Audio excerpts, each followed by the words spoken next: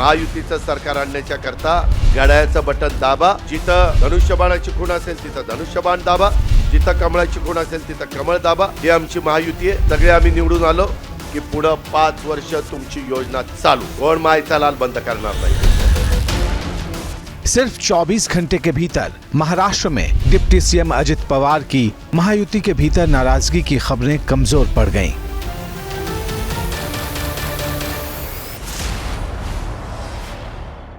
गुरुवार को एकनाथ शिंदे कैबिनेट की बैठक हुई थी। सूत्रों के हवाले से खबर आई कि कैबिनेट बैठक के शुरुआती 10 मिनट में ही महाराष्ट्र के उप मुख्यमंत्री अजित पवार बैठक से निकल गए।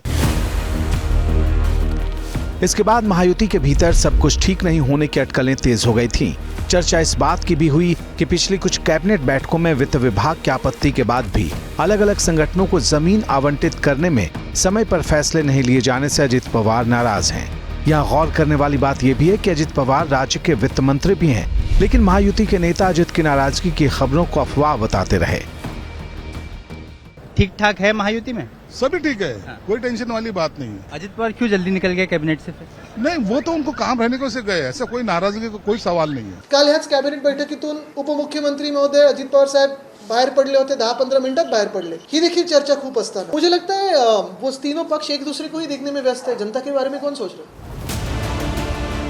नाराजगी की खबरें गरमाई तो अजित पवार की सफाई सामने आई। उन्होंने कहा कि कैबिनेट की बैठक देरी से शुरू हुई थी। मुझे निर्धारित कार्यक्रम के मुताबिक लातूर के उदगीर जाना था, इसलिए बैठक के बीच में ही निकलना पड़ा।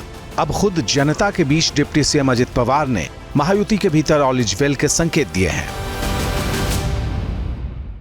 मला तर बदनाम करण्याचा प्रयत्न करतायत. हात जोडून विनंती आहे की तुम्हाला मला जी शिवीगाळ करायची ती करा, पण लाडकी बहीण योजनेच्या कृपया या योजनेच्या संदर्भात खोटी माहिती पसरून त्या स्वप्नांची राख रांगोळी करू नका. For exclusive and insightful videos, subscribe to our new channel ABP Live Premium.